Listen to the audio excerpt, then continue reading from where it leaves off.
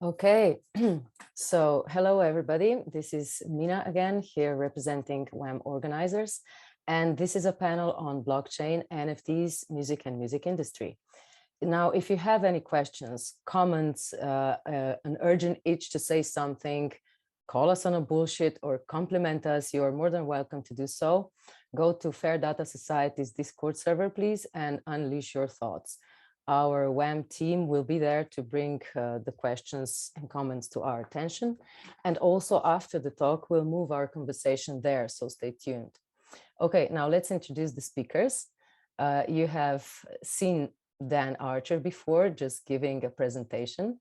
He's a CEO of Copyright Delta, for those who missed the presentation, former lead of the technical working groups at the Open Music Initiative, successfully tasked with aligning 200 plus companies in the US music industry to exchange data between them. And he's a 20 plus years software developer in AI and data. Hi, Dan. Okay, we have sitting next to him, go to the next slide, please, my colleague, Gasper, because next to him is not whom I wanted to introduce next, but is actually Jos Fayen, I think the director of the 50, and the next slide, please. Okay, the director of the 50-year-old legacy indie music venue, you see it now there, the FNR in Eindhoven. They have been leading their digital transformation into AR, VR, 4D, blockchain, and live streaming since 2017. I'm sorry, these numbers confuse me sometimes. Okay, and now we go a couple of slides back. Yes, and introduce Eric Beinhoff, who is a senior open source blockchain developer, was a CEO of Tunigo, which later became Spotify Browse, and a former strategy architect at Spotify for 4 years. And he's currently a partner at Copyright Delta. Welcome, Eric. Hi. And I would also like to welcome Amke Block. She's a music industry veteran from Hamburg, an NFT expert, a co-founder of Unique.art. And for Bitfury Surround, she acts as head of music ecosystem development. She's a strategic consultant. She has worked for labels, publishers, collecting societies and associations.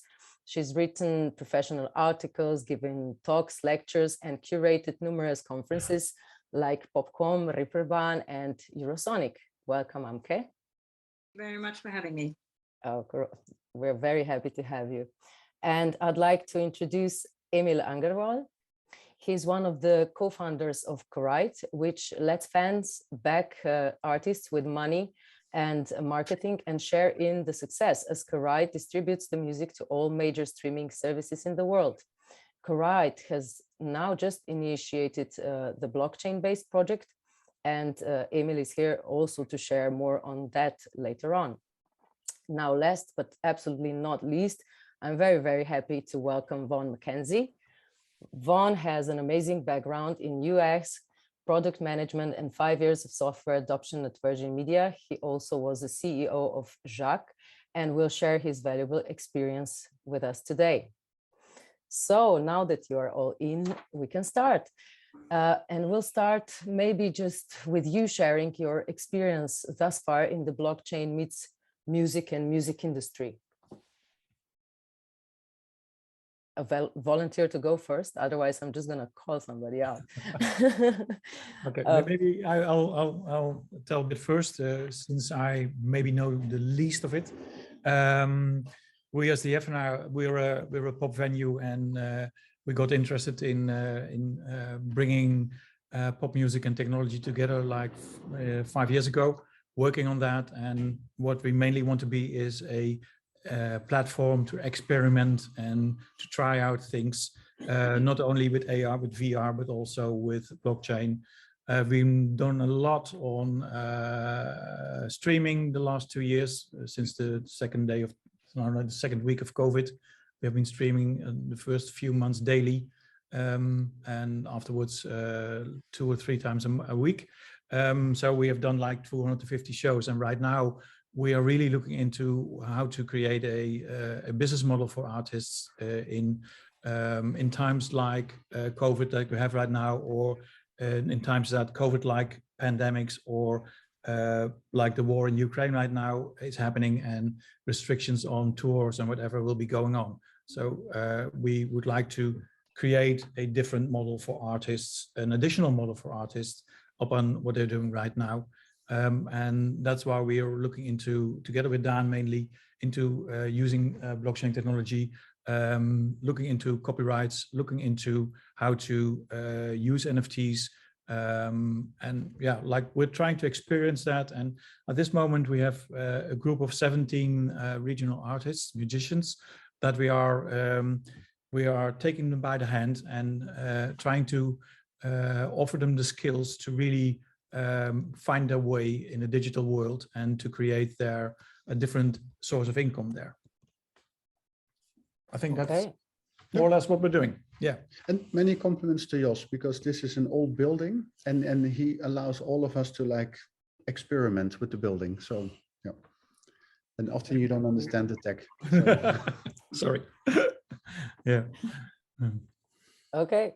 So maybe since we just heard Copyright Delta presentation, Jacques, how was that model similar to what we heard, and how wasn't it? And where do you see that one kind of comes to a stop or a problem on the way of trying to really make a difference?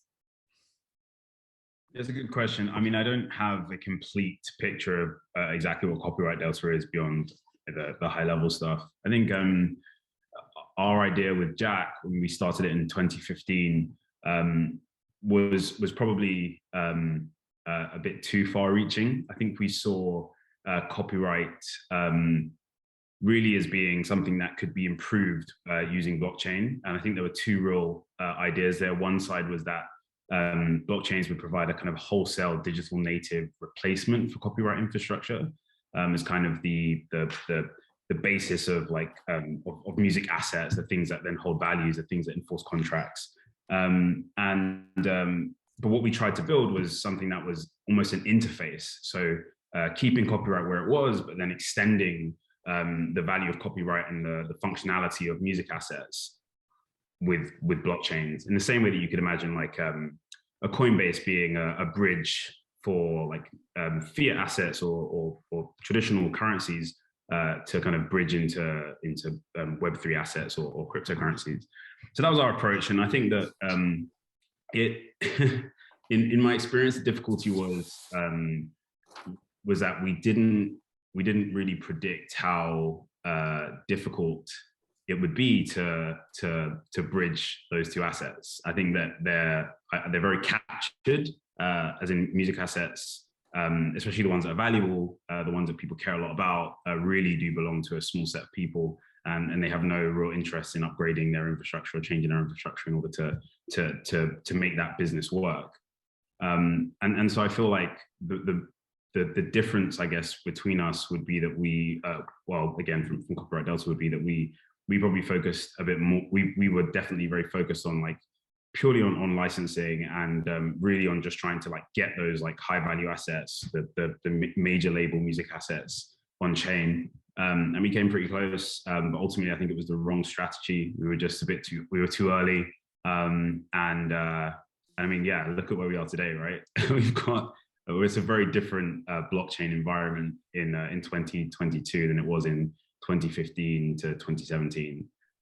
So I'm actually amazed that we were even got as far as we did at the time.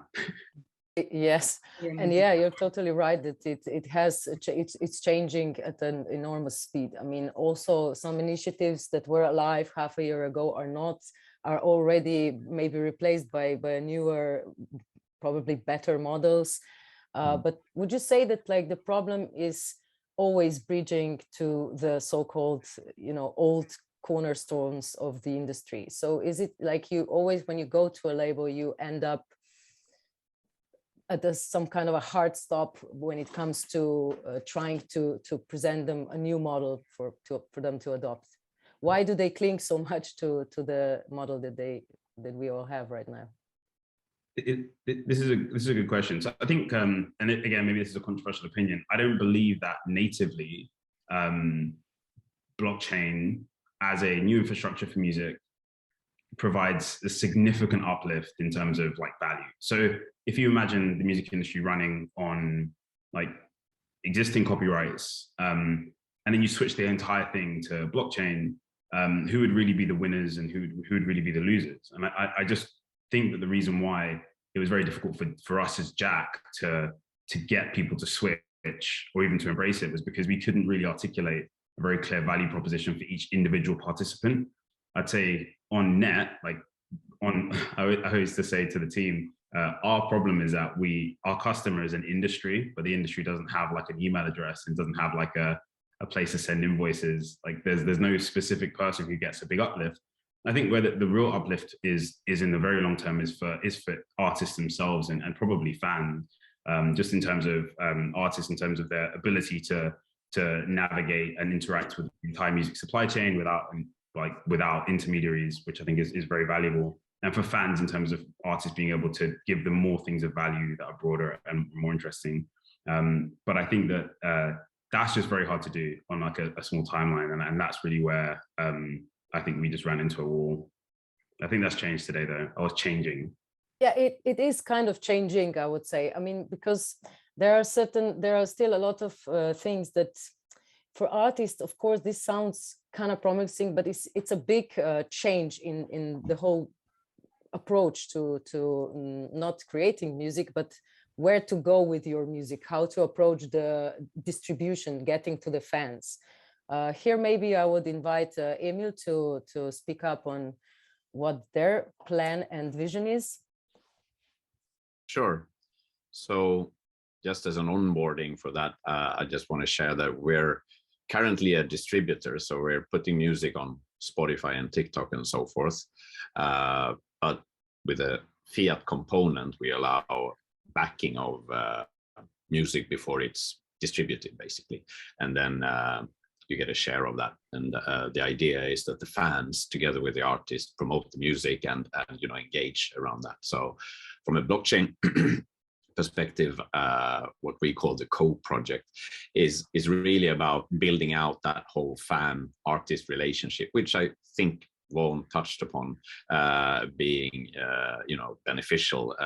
Well, blockchain could hopefully help there. At least we think so, in the sense that providing new assets, of course, the NFT being scarce and so on, but more importantly, experiences or rewards or even dividends, such as royalty sharing and so on. And this is clearly something that both fans and artists want. If we are at the point in time where this is technologically feasible, or whether it's even in some jurisdictions legal to do XYZ, that's another story for sure. But I mean, clearly this is where the main stakeholders, the artists and the fan, really want to go. And we have Eric on this panel, used to work for Spotify. He'll probably confirm that and Spotify is actually a big driver for this trend of artists becoming more independent. We have artists coming to our platform. They used to be signed to the major labels, and they just drop out because they have their own community anyway, so they can just kind of pick and choose who they want to work with, and then they can go at it with their fans.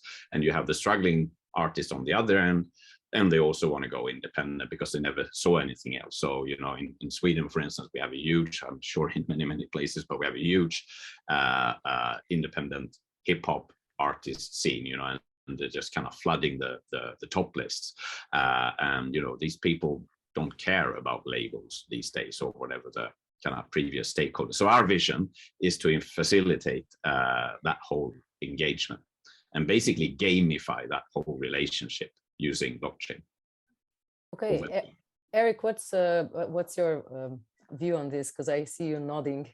Yeah, it's a quite wide subject that you're discussing, and I'm just gonna say it's nice to see Vaughan again. And I think you had a good run with Jack, and I understand that it didn't work out in the end. I mean, you were reaching quite wide. But I wouldn't say that you necessarily did something wrong. I think you made a good attempt to try and create, as my interpretation of it was, an open platform where different services could connect on an infrastructure created for that specific purpose, where different actors in the music industry could connect with their information or whatever you wanted to put on there. So I think that initiative was quite good, and I think it was the right thing.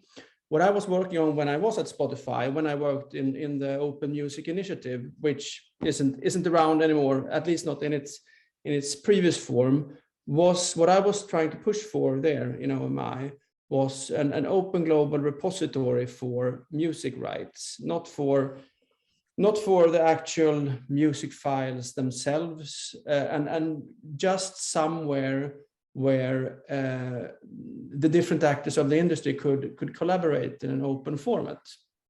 And I still think that is the future.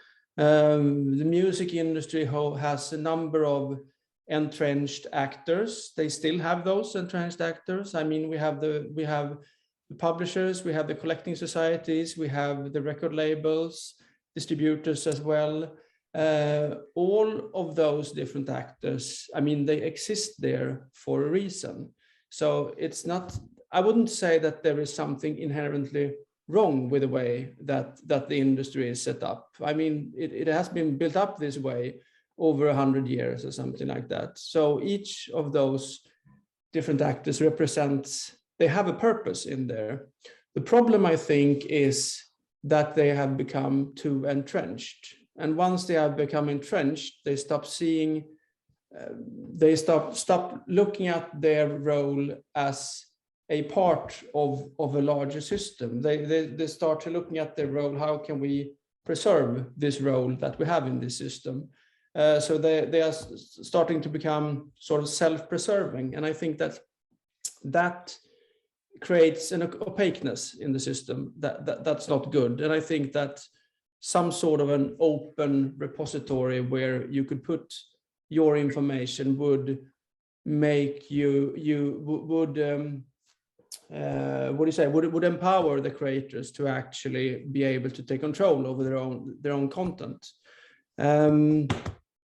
With that said, I mean, this was tried at the time when Jack did those things. I also worked closely with Don and other people there at that point in time.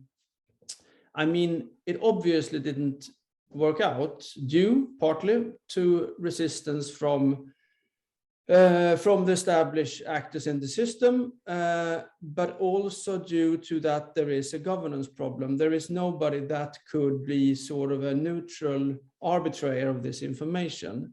And that problem still exists today. So then I think that now a few years down the road, I think we need to look at this from a different perspective. Why didn't it work out? And my general take on that is that the governance, it's very difficult to set a governance model for a neutral system in the music industry.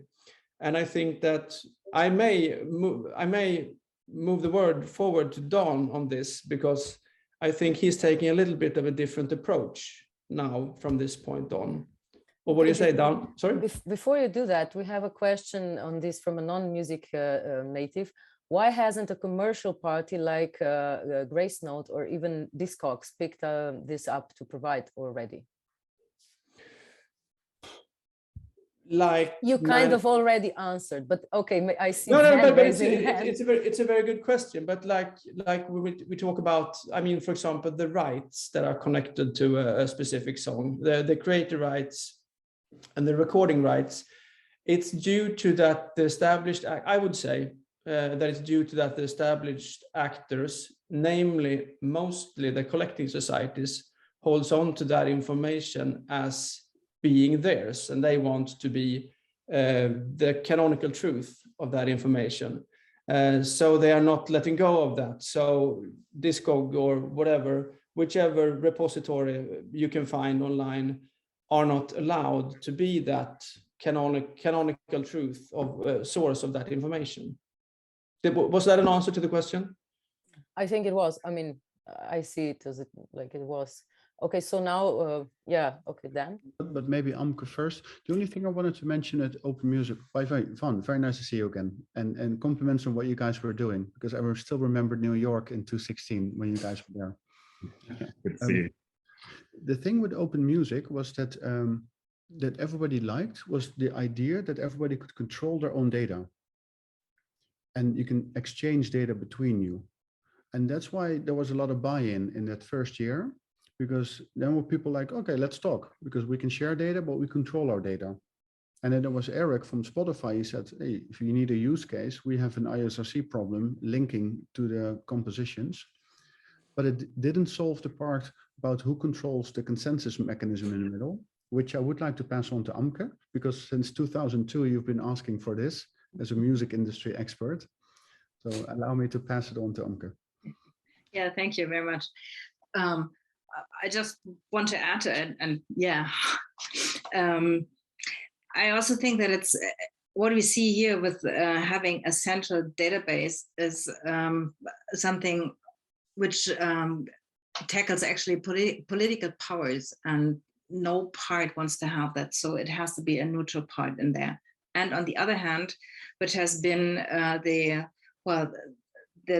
dead of all the trials of having some sort of a common repository, there have been, I think, 3 big trials, but a lot of money sunk in there for central databases, was just a power play thing.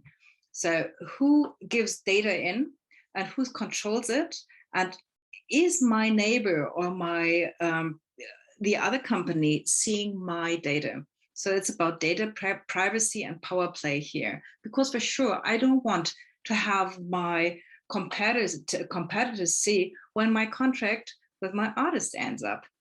So this is something where technology at that point, when the global repertoire database, for example, was tried to be built, the technology was not there then. But right now, I think with blockchain, we have the technology there that can solve that problem. And what we now have to do is actually coordinate that. And OMI, in my opinion, was a great example of that, of handling that sort of governance. And now I work on that for really like 20 years. To have some coordination for a open source, data algorithm that connects existing databases and gets some governance position on there on open source and foundation base, which is owned by no one or by regulatory bodies. This is what I would envision there. And I hope that this is going to come together quite soon, as I see more and more initiatives really working on that. Really on the, we see it on the American side, we see it also on the European level, where the European Commission is working on a European copyright framework based on blockchain. So I think there is something coming up, and we have to work together to get that coordinated. May I add something there? Absolutely. I think that was a very good description of the problem that we have. I just wanted to add that there is a common non-controversial set of information that could be put online at some neutral party, and that's the information that there is no contestation, or say, with regards to that information, the ISRCs and the ISWCs, and you could obviously claim that all information could be disputed somehow, but there is a common set of information that isn't as contested as other information. ISWCs, ISRCs, composers of a song, all of that is, once it has been established, it's not something that you need or want to keep private. The information that you want to keep private is the agreement between different parties. When do my alignment to some party end? What's my compensation for this? What's the share on this particular song? That's a good example where where information becomes somewhat controversial on whether it should be open or not. The shares of a song or between different writers of a song, if it's 50-50 or if it's 1% to one party and 99% to the other. That's the type of information that's I think where you should draw the line on which information which shouldn't be open. Because, for example, if some very known person, very well-known artist or creator, like for example Madonna, puts her name on a song, but then it just says that she only has 25% or 1% or 5% of that song, then it sort of detracts from her reputation that she may not want to be public with that type of information. It would be the rise of the ghostwriters. I mean, this is also, okay, this is something that the music industry never talks about. I mean, the fact that there are many, it's not ghostwriters. I mean, yeah, composers, but that have performing their songs. It's basically the original way of doing it. And I think that finding that base set of information that isn't controversial to put at a neutral party, I think that's sort of the key to being able to have that neutral set that people can collaborate over, use to connect to each other.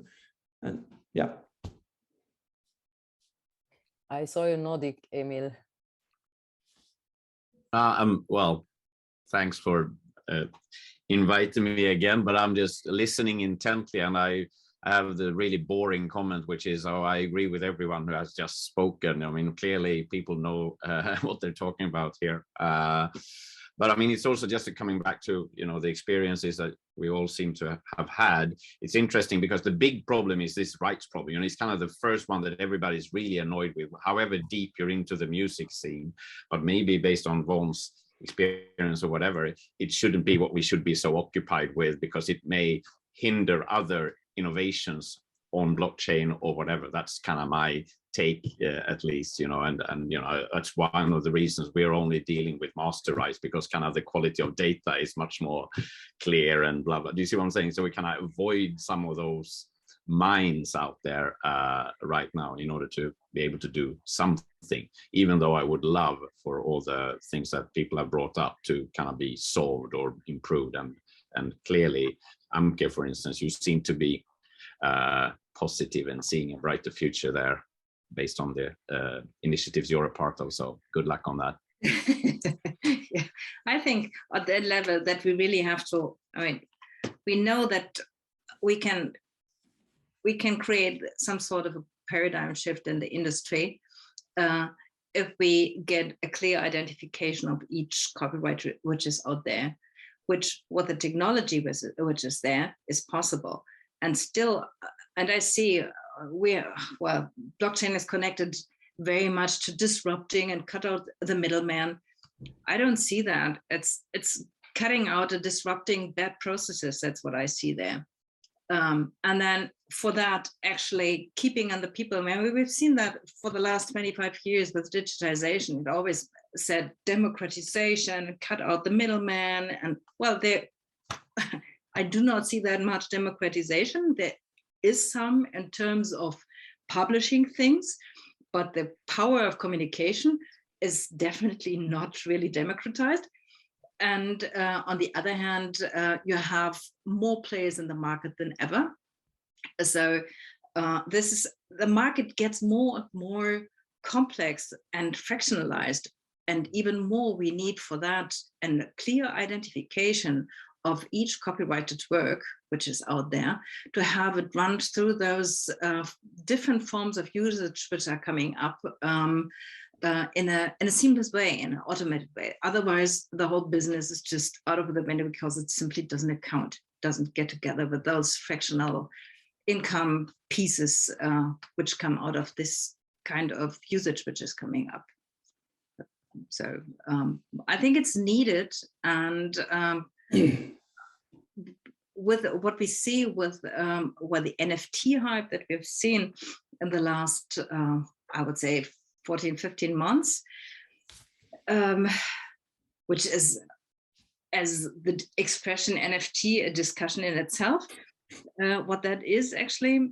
But we see that people are open to take new technology up right now because they are hungry, tired, and full of pain. And this is always a sign of people are willing to take a awkward step into a new technology, which still is the place with or the case with Web3, that there must be some longing for that. Web3 definitely is not easy yet, and there has been a lot of onboarding and a lot of discussion going on. There are so many great new startups getting into the place and creating new business ideas that I'm really positive that in the near future we will see really a new approach to that sort of technology. I'm going to need to step out for a little while here. I have some sort of a situation here, so I might be back. Okay, I'll fill in for you then, Eric, and say that so the kind of ISRC or kind of core ownership thing, which is very particular to the music industry, that's all fine, but we think of, okay, I'll do it in another way. Just quickly.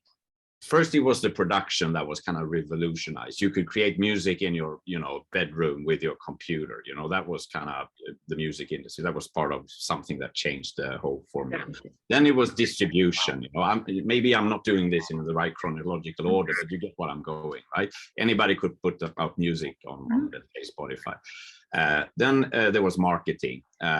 You own your own channels. The most valuable artists, if you're going to be signed to a label, are the ones with already established communities and that can definitely engage their community, and they use social media. And the only channel that's currently producing music artists outside of YouTube is TikTok. I mean, the labels, hits are created on TikTok, and that there are very few platforms that can convert into actual, pop stars these days, other than TikTok. So that was the kind of marketing. And now our hope is that, the financing can be revolutionized. Sorry to use such a old word in the, the world of blockchain. Everything is supposed to revolutionize something. But anyway, financing can also be democratized. So, who is actually behind an artist and supporting that? Who is buying the NFT? Who's creating the NFT and together with the artist? Who's providing initial funding and thereby getting a share of the revenue down the line? Who's, providing the value add in terms of influence and are using their own social channels, for instance, to market a certain music project or whatever? These things are kind of the next step, which I believe that blockchain can enable. So it's kind of not really related to the ISRC problem or, who owns the original copyright, but it's more about who provides the influence or the money or any power that can create the difference for music. That's where at least we're hoping that some blockchain technology, for instance, can help. And I think that some of the NFT examples we've seen have proven that. Whether that can be scaled, whether that, I don't know. I'm sure someone here will tell me the answer, but I mean, we're kind of hoping for something interesting there, and we're betting on it. But really, this what you just said, and Amke before, and everybody, I mean, it just seems like Web3 technology is such a big promise to everybody involved to be able to solve their particular problems. Because there are so many actually in the music industry, and it's just getting more and more complicated every time a new iteration appears, like, okay, going from the old school labels and distribution to, because of after Napster, platforms and a completely different way of communicating and consuming music. So a lot of problems have accumulated. One thing is for sure, this copyright mess and black boxes and unpaid royalties, for sure that, these models are really insufficient and could bring a lot more of income to everybody involved if this was done properly. So now we are looking at Web3 possibilities, like, okay, solve this thing. On the other hand, of course, when you get streaming and cutting out the middleman, I would like to get back a bit on that topic. because cutting out the middleman seems to be one of the most talked about things when it comes to NFTs and blockchain in these last months. And here, of course, everybody who is really interested in this are on one side seem to be the indie artists, or the artists that are basically have no connection or hopes to get on a really huge label, because huge labels, we all know that even more than ever, it is really all about numbers. So unless you get through TikTok and your viewers to such high numbers, you don't get to the labels. But by the time you get to such a base on TikTok, for instance, you know that you actually don't need the label anymore in terms of like providing you the crowd that listens to you. So you can go off and be independent. But I would like to ask you, what do you think? I mean, we just saw recently Charlie XCX posted that she has this digital burnout. And I hear a lot of artists complaining by the fact that after these, traditional labels and managers connected to artists model collapsed to a certain point, now they are kind of obligated, or they have to keep posting, keep appearing, be present in digital media, social platforms, and it's taking them like more than 80% of their time. So it does not really allow them to focus on their creative things.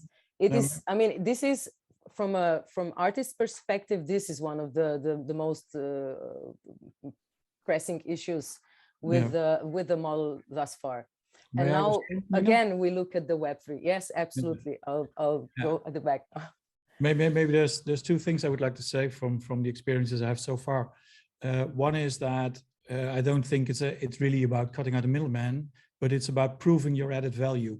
I think the larger labels, they've been doing things that they've been doing, and they had the power. They were earning a lot of money. There was no need to change, and now they have to prove that they add value to an artist. Okay. And even to the bigger artists, it's very difficult to prove the value, because they know what kind of fan base they've got. They know what they can do, and they even know that they can do a better job than most of the major labels do.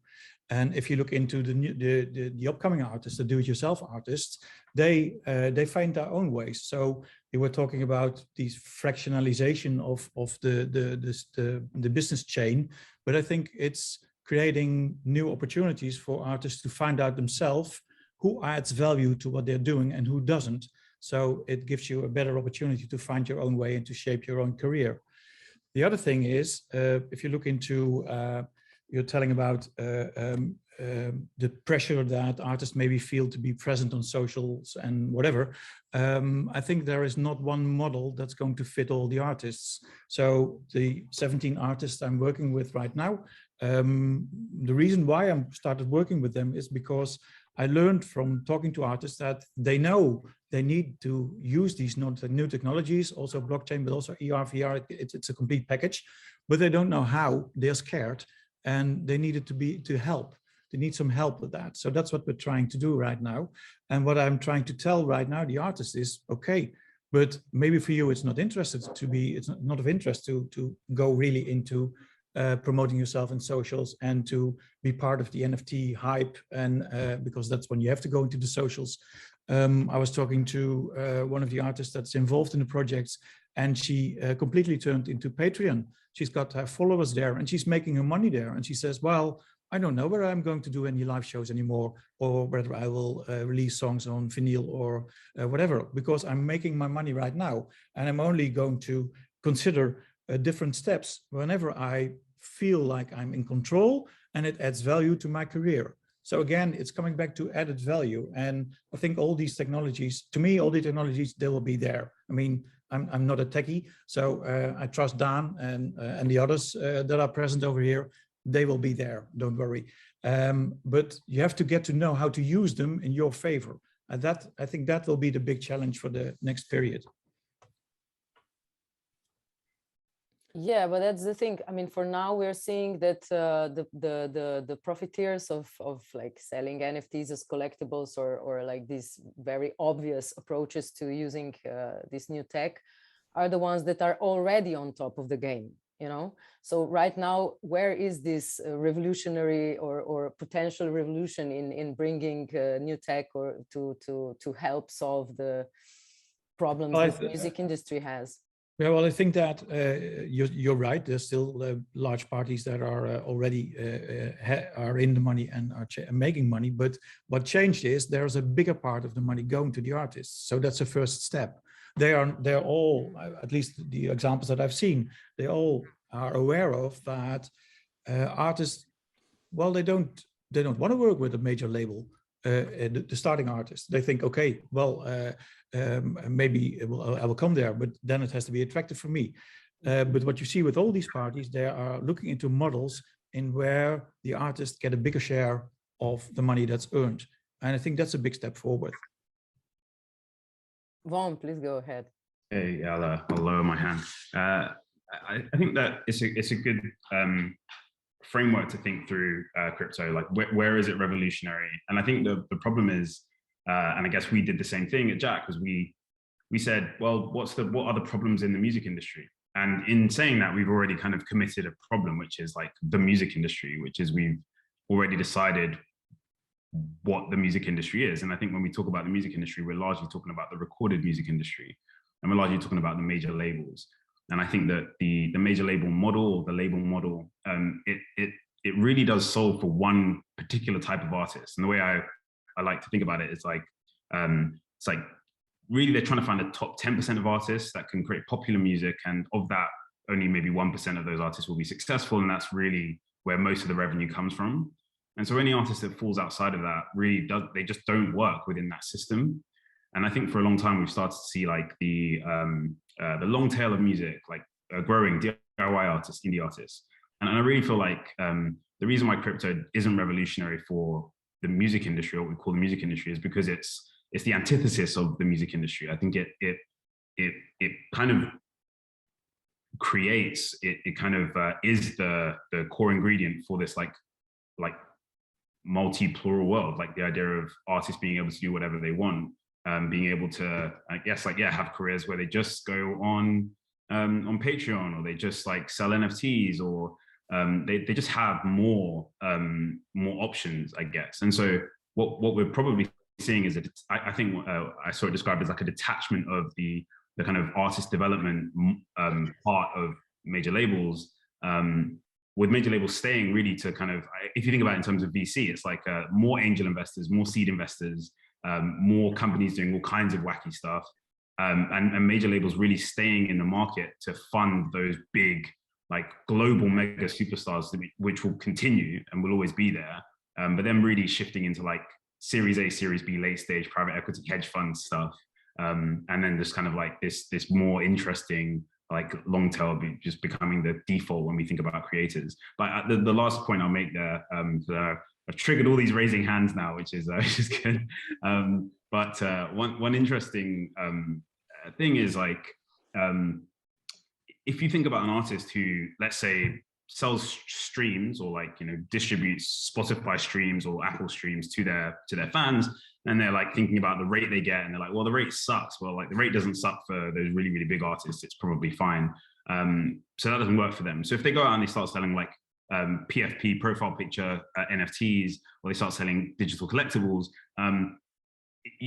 is that music revenue? Like, is that the music industry? And I think that for me is the big question. I think it falls outside. It becomes something slightly different, and maybe it becomes part of like the creator economy or something like that. So I think it's revolutionary in that it's a shift away from the existing market.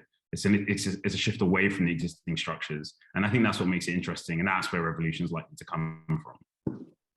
May I just pitch in, add in here? I unfortunately need to drop out. I think this was a very interesting discussion. I really enjoyed being on this panel. A bit of an emergency here. Think vomiting child, because it was a vomiting child. So I'm going to need to drop out. If anybody who's on this panel, it was very nice to meet you, some of you again, and others, nice to meet you. If anybody wants to get in contact with me and continue talking about these things, Mina has my contact details, and I'm very happy to be able to join this panel. Thank you very much. Thank you, Eric. Thank you. All the best. Take Yeah. care. Good luck.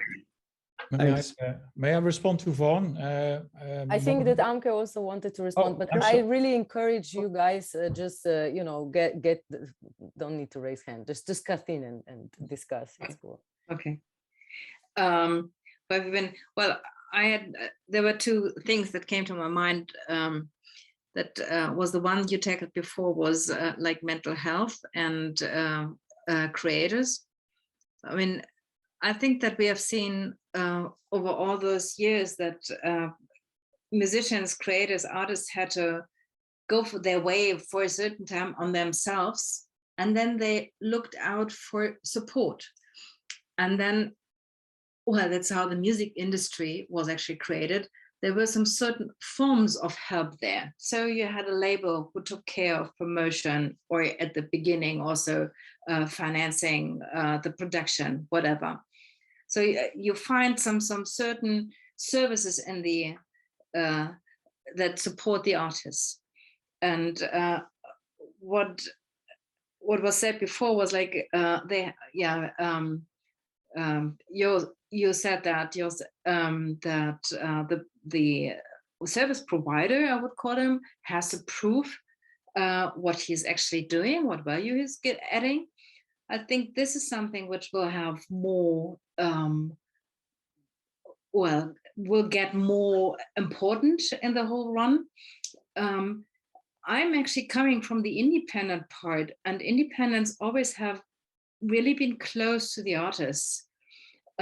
Those are the ones who support the artist in the very beginning. So when the artist is big enough that he can show or she can show and really be on the road and perform, then an independent label and publisher actually comes in to support, to make the next steps. It's a way, the definition of the roles, I think, are difficult and will be more difficult in the future. So what's the role of a manager? What's the role of a publisher? What's the role of a label? I think this might be something which will merge a bit, because you will have more specified people who perhaps do just the communication part, the other ones who do create or co-create digital merchandise. And we have merchandise in place already, and it's part of the music business for sure, because it's the artist is the brand, and the brand is built by the label, for example, or by the communication. So it's a little bit a question of how you put names on it. And for sure, the major labels will stay because they have the biggest funding and do the world marketing. You need a lot of funds for that. So the big money is there for the big money artists. And I think what I still wanted to add, what I really like with the Web3 and NFT, however you want to call it, market, is that you have new creations. We had in the last 20 years since digitization, we had a very narrow window of what can be released. It's a stream that is now where compositions are done to be fine with the stream, to have the hook line in the first 30 seconds. So this is a very, very small range of product that you actually can give out. Right now, and this is what I see with the artists that we are looking at or working with at Unicard as an agency who helps artists to find good and sustainable NFT strategies. It's an explosion of creativity, doing something that they didn't do before, that does not fit into the normal distribution channels which are out there. The artist can create a product again. We didn't have product, it was just commodity in the streaming services. So this is something which I really think is very, very exciting and brings on a lot of creativity. And for sure, this is part of the managements and for the labels as well, and they are interested. But on the other hand, it's difficult for them to enter the space because they are still very much involved also in the old traditional legacy industry, which brings money in right now. So, If I can add the two things about the ISRC and the ISWC, Emil and Amke, you touched upon this. Indeed, it looks like that the recording itself will become leading, and the CMOs, they still believe in it's the copyright first, the writing, but it's the recording, which is nice because it's tangible. And if we attach that to NFTs, and that brings to NFT as, and I've been a bit quiet because I just had my talk already before this, but so when we look at NFTs in blockchain, Vaughan, Open Music 216, that everybody always talks, blockchain needs a killer app. So, and NFT probably is it. And right now it's all fluffy pictures, but we all like, oh, it's the next step in that, next step in that. So, and that's also, if you look at the history of technologies, like being 5 years too early doesn't mean that you have to stop with it. Because in that sense, all you guys, you're thinking already is you're 5 years ahead of the rest. And us, it's because of COVID. And when yours called and he said, hey, Dan, we want to go streaming.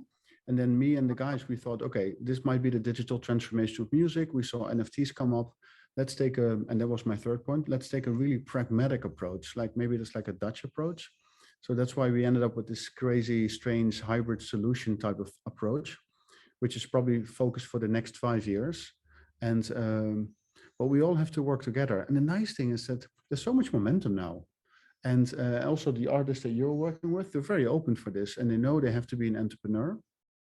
So I have a good feeling about this, like how we can all work together. And now is a good time for that. And also, and Vaughan, pull you back in. Yeah, I want to respond as well.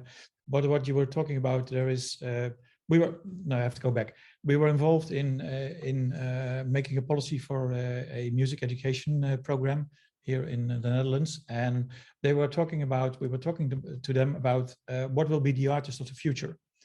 And the artist of the future will not only be somebody who's playing an instrument or who is singing, but it will be somebody that is creating a new world.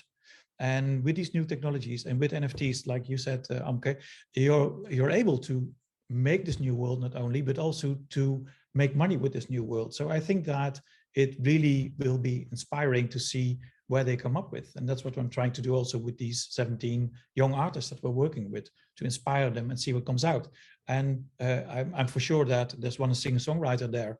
She will stay a singer-songwriter, and that's her thing. That's okay, and there's different possibilities for her to make money with that.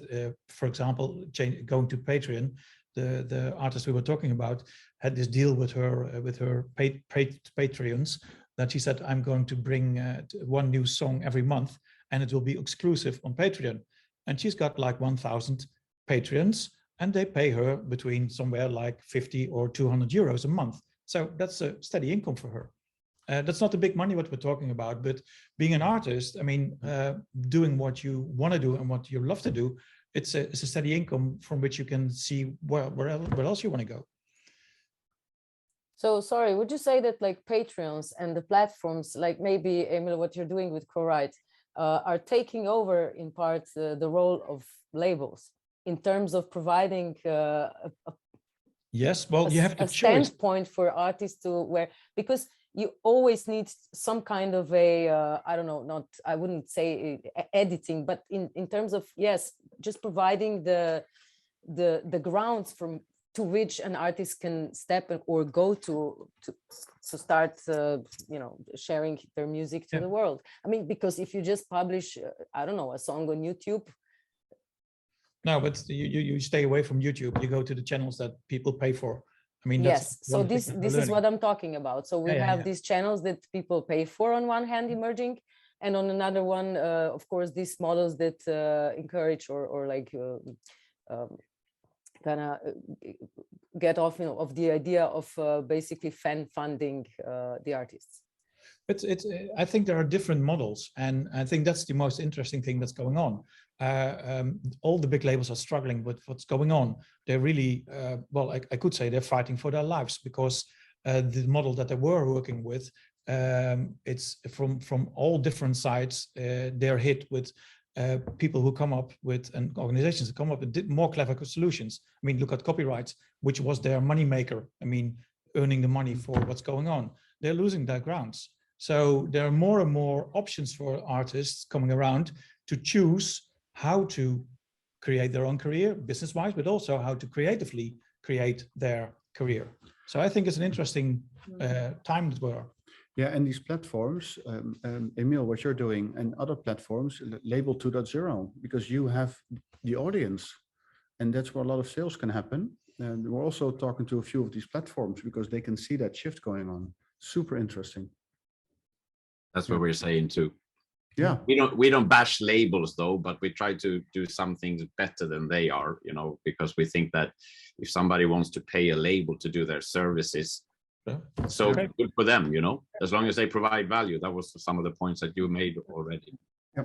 And Eric mentioned he joined Spotify, I think in 2013, when they're still in Sweden. They had a whole nice little clusters, and their mantra was always to be the best service provider.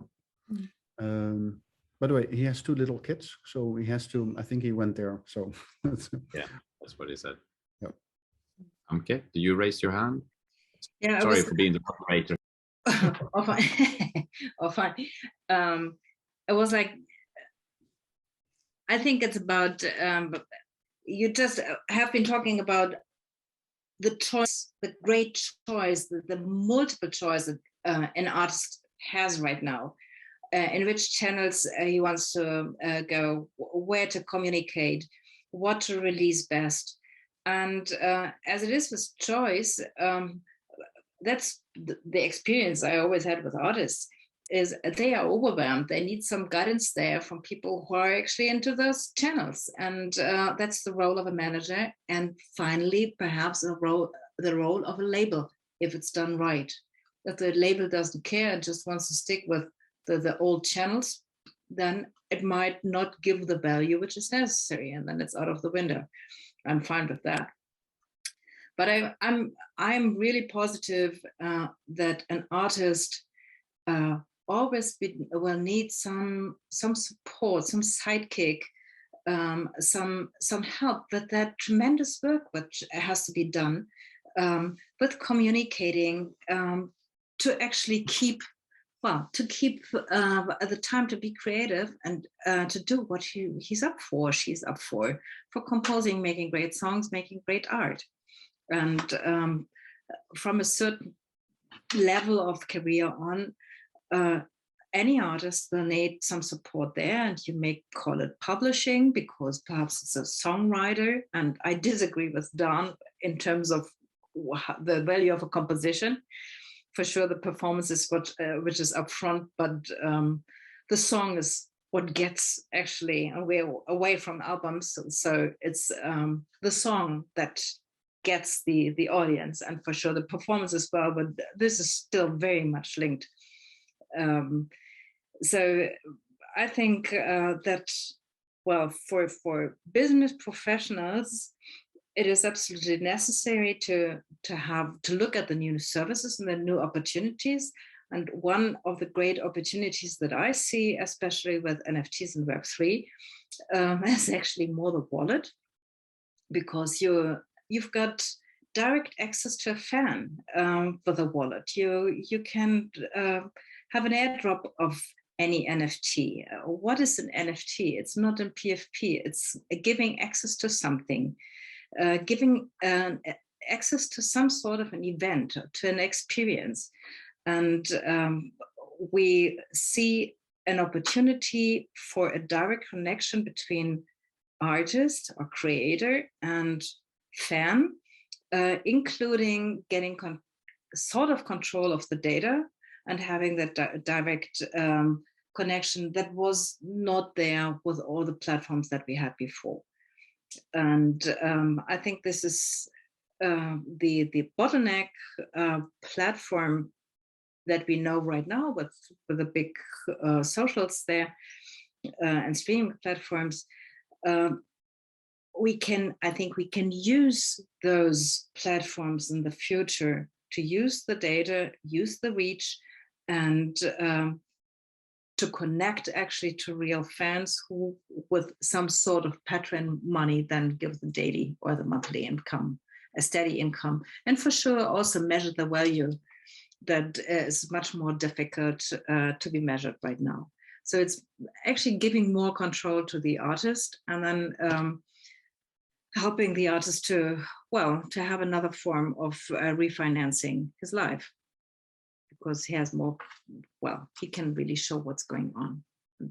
Those opaque systems that we have right now are then not that opaque anymore. It's still complicated, but I think it can turn better. Can I share what is possibly a controversial statement, but there is a peculiarity when it comes to the music industry, and that is we don't really have, there's no threshold for somebody to be an artist, as opposed, and so whenever if I raise my hand, you know, I pick up an instrument and I just, you know, hit it and I call myself an artist, I'm totally entitled to do that. But within the music industry, it kind of comes with it an expectation of me being able to make money, particularly from Spotify, for instance. You know, so if I put my music on Spotify, I'm sort of kind of, you know, then I should look at the money at the end of the month, and there should be something there. Whereas in, let's say, football, you know, there's just, you know, loads and loads and loads of people play football across the globe, but you know, you wouldn't be measured, you know, if you had only a tiny fraction gets to make money out of their, you know, them playing football. And the idea that, you know, but just because you're playing football, you would be able to kind of live off it and so on and so forth. That is not the, we don't have that same kind of, you know, we measure it differently. And the thing is here that when it comes to these, you know, the new artists, which some of you brought up, you know, what is, there's all these talents, and obviously we've seen it happen many times already. You know, we've seen the influencers, we've seen the Twitch streamers, we've seen the YouTube stars, whatever. I mean, these things just come out not of nowhere, but you know what I mean, these things happen. To Vaughan's point, you know, you kind of have the long tail is, or possibly you as well, I'm not sure, but you know, this mix of different skills and different creativity, and you know, you kind of finding your own path, but it typically involves more than what just putting out the music or whatever, even, you know, kind of, even if you play a concert and so on. So there's just these the renaissance qualities that you need, or whatever, if I'm using that term correctly. I'm just trying to sound like an academic in this crowd, but anyway, you know, the different skills that you need to combine in order to kind of make a dent is pretty wide, and and you need to find them yourself and so on, and it's just that, yeah. So when it comes to music, it often, not this conversation, but the conversation kind of tends to be about, am I making enough money from streaming and so on? But no, I think that the opportunity is in this kind of mixed environment, you know, the multi, yeah. Would you care to comment on that one? Absolutely. Yeah, I mean, I couldn't agree more that the definition of musician is so broad that saying artists don't make enough money is an impossible problem statement to tackle, and saying that every artist should have a sustainable, like, you know, sustainable income from music, again, impossible. And I kind of do the thought experiment of like, yeah, I'm gonna like record my cat, I don't even have a cat, my imaginary cat, and upload it to Spotify. If I do that every day for a week, I can technically call myself like a releasing artist or recording artist. And I can help you put that out. If you do that, I'll help you put it on Spotify. Okay. Man, I want to keep all my royalties though. Sure, I'll put it on blockchain though. Again, I guess that feels like it's the it does make the argument quite weak, and I think it makes it quite difficult for anyone in music to tackle. So I do agree with that point. I think it's a really good. I wish someone had just said that to me at the very beginning when we started Jack. Like, by the way, that's not a problem that you can tackle. It's like, it's just intractable. So yeah. Okay, if you don't mind, we have some questions. Maybe now it's time to tackle some of them. Okay, first off, okay, what if the fans? Oh, okay, that's controversial. What if the fans want transparency and artists would like to listen to them? by publishing on a public platform which provides full insights in their earnings. Is that even possible now?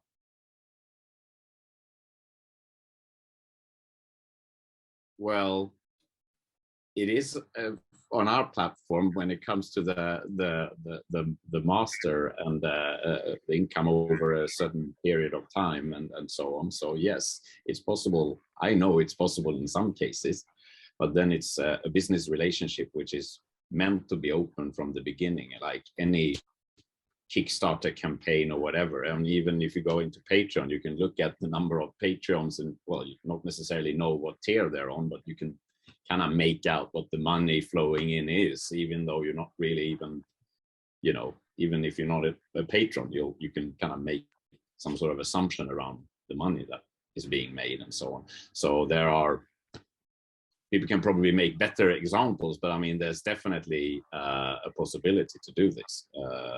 How far it will go in the near future, I don't know, but definitely further. Yeah, and we believe in the that there's like a mix. There's always some part that don't want to share everything, like the splits and how much you make. Although, as you said, indeed, if you look at Spotify amount of streams, then you do a metric on that, and you know how much it is. But there's always people then down the value chain who maybe might be the rights owners who bought it, the assets. So personally, I can see both working. On the DAO sides, there will always be people totally okay with that, and there will always be people that are not okay with that. And they might be actually different type of blockchain systems, as long as they interoperate with each other. Yeah, and I quickly respond. I think that the problem there is I don't think any single actor can make that happen. It's like the existing system is private, there's private information. You can try and build public information systems where everything is public, like some of the DAOs that are now being built.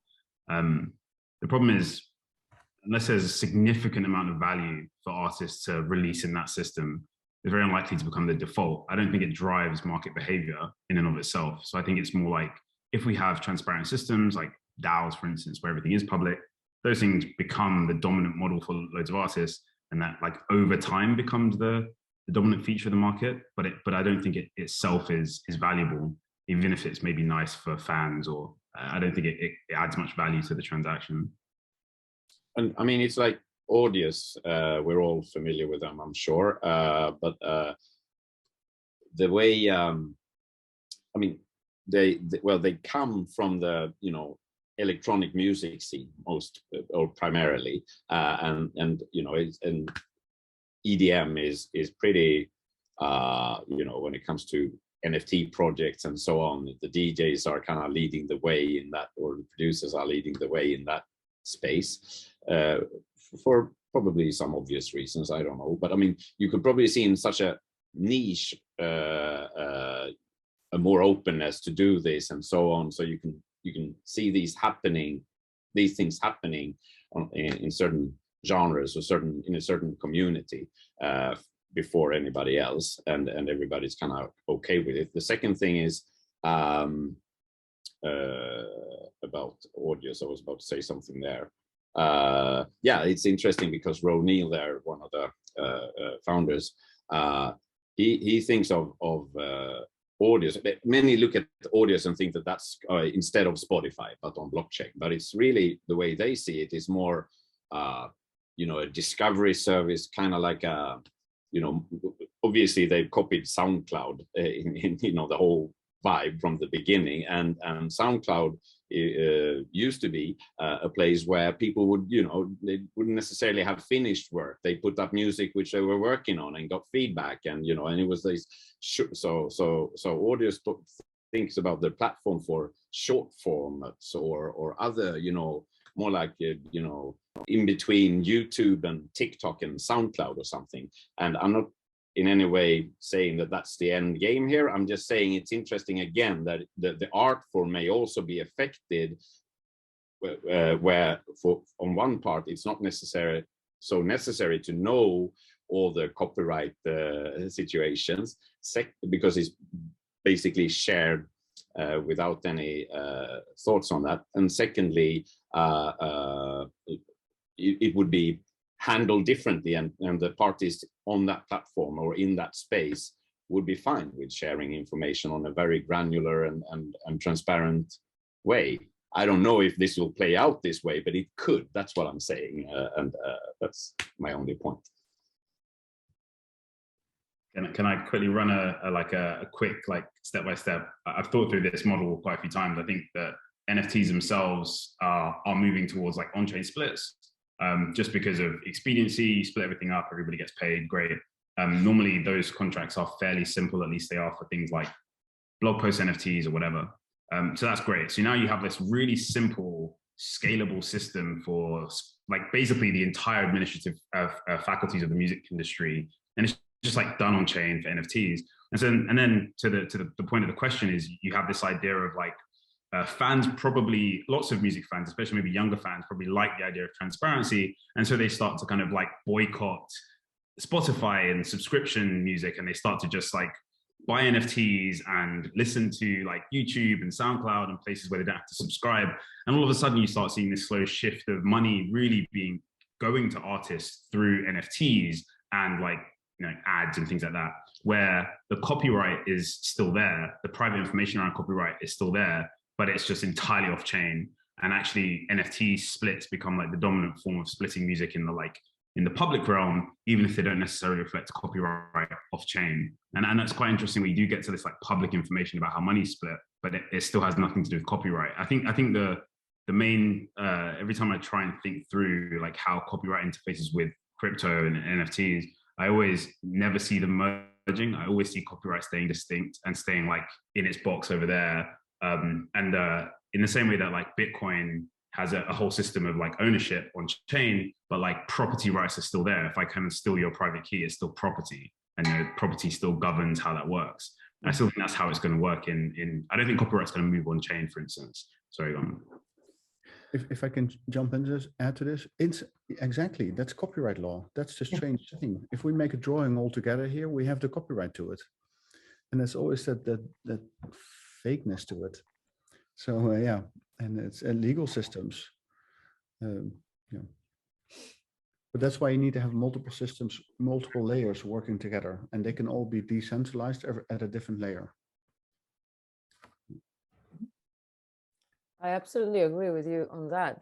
Well, we have Petra Wilson asking, okay, generative EDM, and then it relates to inputs in the registry of the creative rights.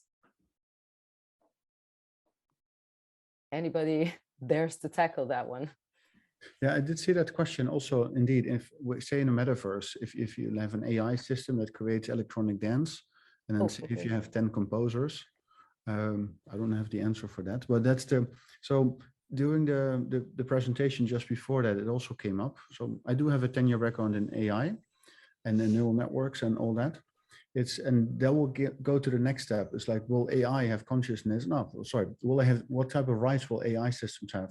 I think right now we're still focusing on people creating the art. Let's tackle that one.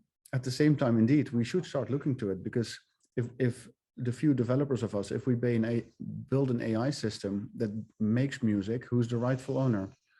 Well, right now there is a huge rise in this AI and songwriting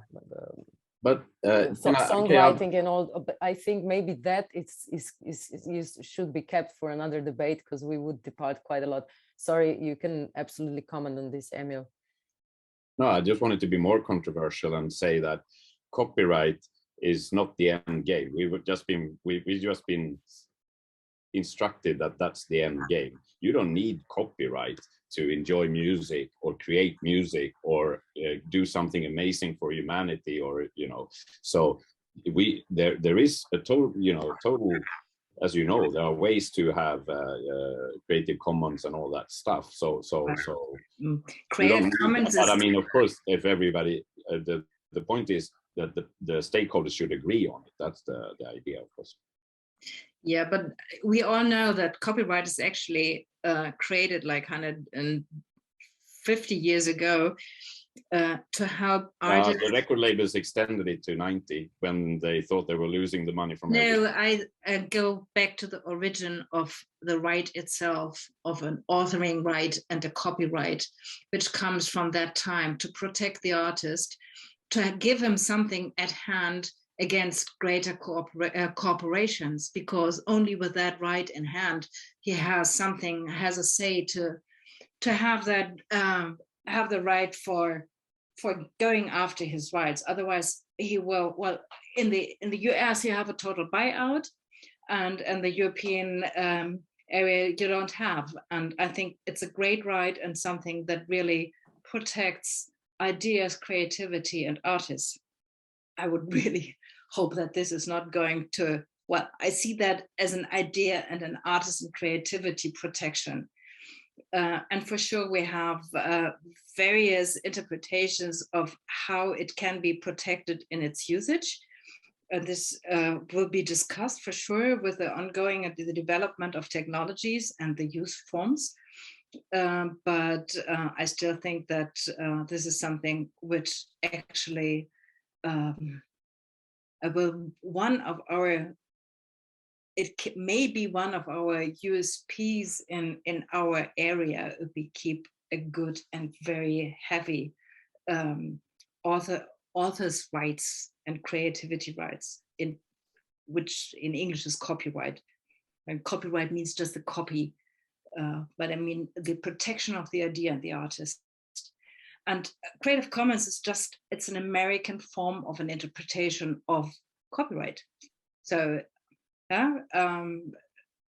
that's, and there will be many forms of interpretations in the future again, but I hope that we would never see an ending of this kind of legal protection of artists and creativity. And especially technology that we have in place right now is, with blockchain, it's an instrument of getting receipts and getting some sort of proofs of existence and nothing more. It's not about having a copyright in that technology, or in buying an NFT. It does not mean I buy a right of something. So this is something which I think is amazingly often confused right now, with for sure great ideas being included in for future business models or forms of new ways to set up a creative business. But the NFTs that we see right now, for example, also with audios, or with I just forgotten the name, those fractional ownership platforms which are out there, like Royal, it's a great idea, but the NFT doesn't keep that. Nobody can really go after it right now. So this is in the very early stage of a development of a technology that really can support that in an automated way. I think we've just circled right back into the sphere of NFTs as collectibles, because this is, I guess, basically what we're coming to. If you, of course, you don't hold the copyright to the music if you buy an NFT, but then it's basically selling NFT as a collectible to the most ardent fans. Go ahead. Yeah, I don't think that's necessarily true, right? Because you can program an NFT to represent copyright. You can stand there and you can enforce that as the person who issued the NFT. It becomes very difficult to enforce, but that's effectively what Royal are trying to do, right? They're saying, if you hold this thing, we'll deliver royalties to you. And again, like, I think they're doing all kinds of things to try and like make that be binding. I would say that NFTs themselves are rights, but they're just digitally native rights. So if I have an NFT, like Anke, if you sold me an NFT, I have the exclusive right by holding my private key to call the transfer function. I can transfer it to any wallet available. That's a right. Like it is a right, and it's enforced by the blockchain. It's not enforced by government. And this means that you do have this like completely like, and that's why I said that Jack was trying to be an interface, because you have this kind of like barrier between like legal assets that are enforced by like contract law and enforced by like intellectual property law and so on, that grant people a monopoly over like the ability to extract revenue from the creation of that idea, and really is enforced by like the threat of violence from governments at some point, right? Like you won't violate someone's copyright because you know that someone's going to fine you or whatever. You don't have that on chain. And so I think that that for me means there is this like real like friction point between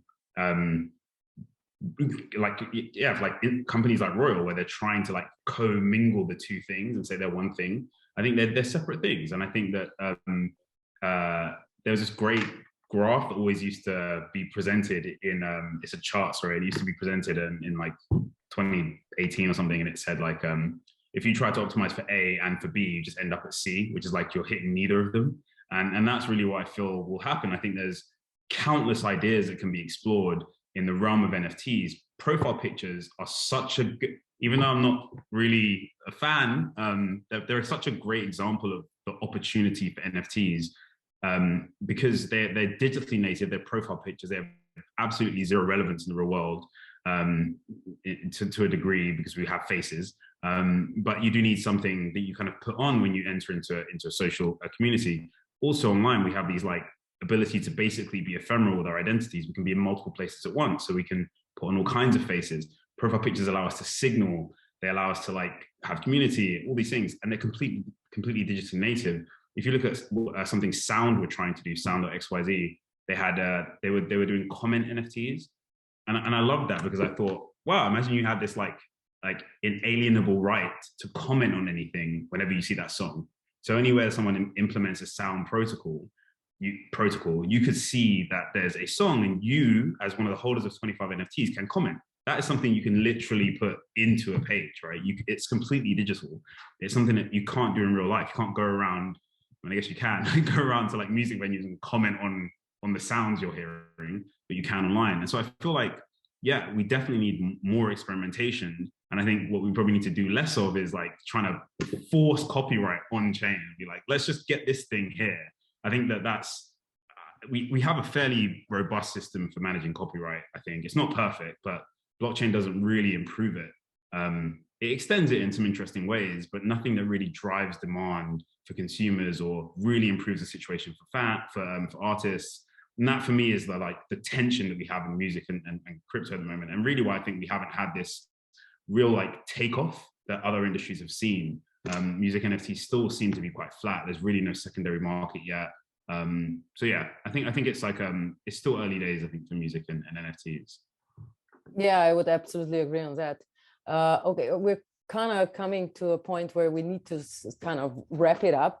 I think that we just opened two interesting debates to go. If you have the stamina, we can take a short or a long break, but I hope to see at least some of you back on Discord, let's say in like half an hour, to consider another future possibilities. I'm citing here Matt Dryhurst, looking into how NFTs and NFT adjacent technologies might be used to maybe cultivate music collectives that might communally own, for example, a physical concert space or recording studio, and all the possibilities that the DAO opens up on the fields of fans meeting artists or sharing music, or all the possibilities that we're seeing with this. You mentioned Sound XYZ, and then we also have like I don't know, I think it's called Endless, which is for you can just wrap your live sessions and bam, there they are as NFTs for anybody to use them as samples or as whatever they want to. So it's all the use case for the further owners are already cleared. So okay, I just popped up on purpose some more questions, and questions also that we see on social channels, so that I kind of lure you there for some more conversation on that. Final round thoughts, anybody? Or would you leave it at that and maybe see you all on Discord? I would say thank you. Yeah, that's what I wanted to It's say. 7:30 here, and we were just saying like our brains are fried. So we're gonna drink beers and eat bitter balls downstairs. Well, okay, I'll be drinking beer and checking Discord. So if I see any of you there, please poke me. I'm there as Mina Marka.